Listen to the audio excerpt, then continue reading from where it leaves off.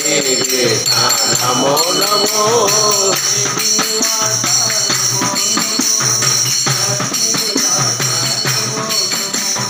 शिरडी निवास नमो नमो पति निवास नमो नमो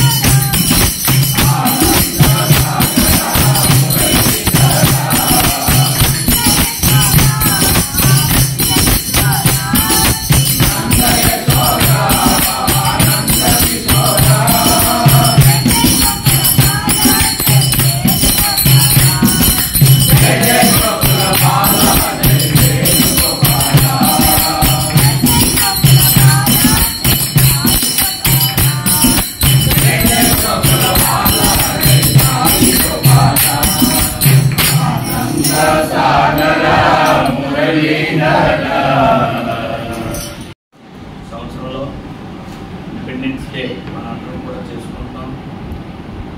మన దేశంలో ఎంతోమంది మనమంతా కూడా ఇండిపెండెన్స్ డేకి ముందర తర్వాత పుట్టిన వాళ్ళు అందరూ కూడా నేను కూడా ఎన్నో త్యాగాలు చేశారు భారతదేశానికి.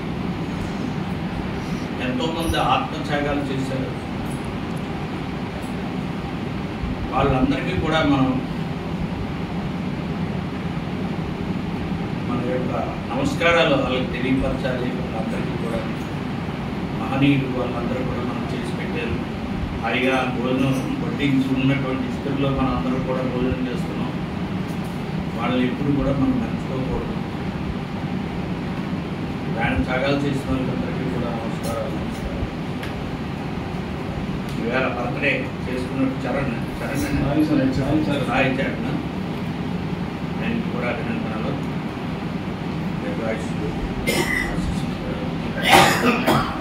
ఇండిపెండెన్స్ డే మనం చెప్పుకోవడానికి చాలా కారణాలు ఉన్నాయి. ఎందుకంటే మన ఇండియా అంటే భారతదేశము, భారత భూమి వేద భూమి.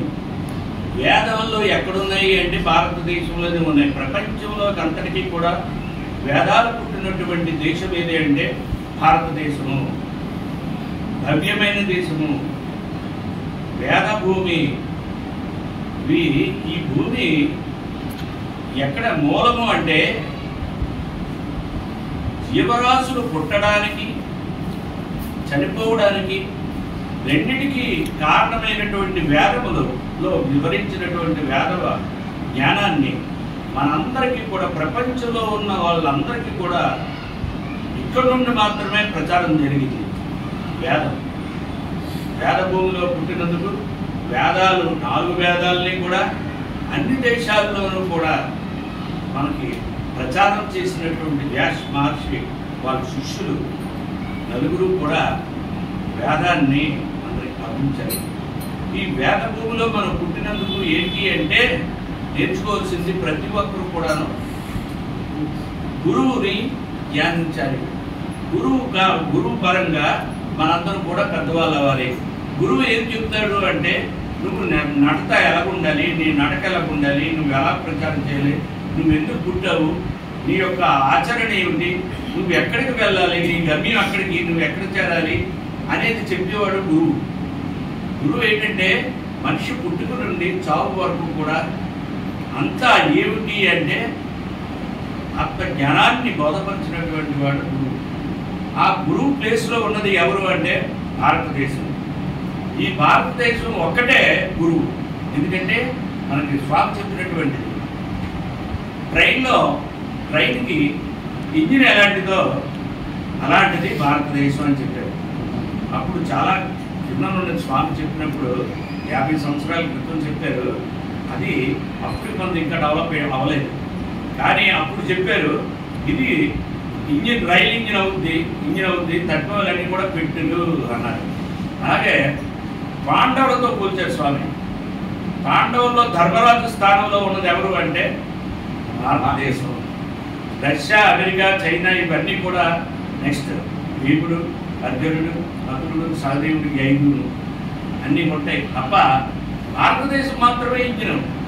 ఎందుకంటే ఈ భరత భూమిలో పుట్టినటువంటి వేదములు స్కాటర్ అయ్యి మొత్తం అన్ని ప్రపంచం అంతా వ్యాప్తి చెంది మానవాళ్ళని ఉద్ధరించడానికి ఒకే ఒకటి వేదం ఉంది. ఆ వేద సారాన్ని మనం సంపాదించాలి. గురు పరంపరగా మనందరం కూడా ఉండాలి అని చెప్పి సాటి చెప్పినటువంటి భరతభూమి. ఈ భరతభూమిలో మనం పుట్టినందుకు ఎంతో ఆనందంగా ఈవేళ అందరూ కూడా చక్కనైనటువంటి మేధావులు అందరూ కూడా ఈవేళ గురు పరంపరలో ఉన్నారు. ఈవేళ ఆగస్టు 15 కాదు, గురు ధ్యానంలో ఉండాలి మనందరం కూడా. గురువే మనకి దైవము. ఎవరు సత్యసాయి భగవానుడు చెప్పింది అదే. గురు పరంపర ఎక్కడ వస్తుందంటే ఆగస్టు 15 అంటే ఏమిటి అంటే భరతభూమి. మనం ధర్మరాజు స్థానంలో ఉన్నాం. మీరందరూ కూడా తప్పులు చేయడానికి వీలేదు. ధర్మరాజు ఎలాంటి వాడో అలాంటి వాళ్ళు అయి ఉండాలి. మనందరం కూడా మనం ఆచరణాత్మకంగా ఉండాలి. మనందరికీ కూడా దిక్సూచిగా ఉండాలి. అన్ని దేశాలు కూడా మనం ఫాలో అవ్వాలి. అప్పుడే మన భారతదేశానికి నెంబర్ 1 వస్తుంది.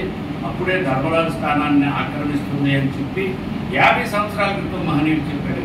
ఆయన యొక్క ఆదర్శంలో, ఆయన యొక్క అడుగుజాడల్లో మనందరినీ కూడా సుఖంగా, సంతోషంగా అందరూ కూడా నడవాలి. అందరూ ఒకటే, అందరిలోనూ భగవంతుడు ఉన్నాడు అని మనందరికీ సాటి చెప్పాలి. ప్రతి ఒక్కరిలోనూ కూడా ఉన్నటువంటి భగవంతుడు నీలోనెందుకు లేడు, నీలోనెందుకు లేడు, అందరిలోనూ ఉన్నాడు, అన్ని జీవుల్లోనూ కూడా భగవంతుడు ఉన్నాడు అని చాటి చెప్పినటువంటి ఏకైక చక్రవర్తి సత్యసాయి భగవానుడు. కాబట్టి ఆయన అడుగుజాడల్లో మనం నడుస్తున్నాం. దానికి దిగులేనటువంటిది మనకు ధర్మరాజు స్థానం మనకు రావాలి. అప్పుడే మనల్ని అందరూ కూడా సాగిస్తారు. అది మనం చెప్పుకోవాల్సింది. ఇవాళ ఆగస్టు 15 అయినందుకు మన అందరికీ కూడా చాలా సంతోషంగా ఉంది. ఇతని తిథి ప్రకారంగా ఈవేళ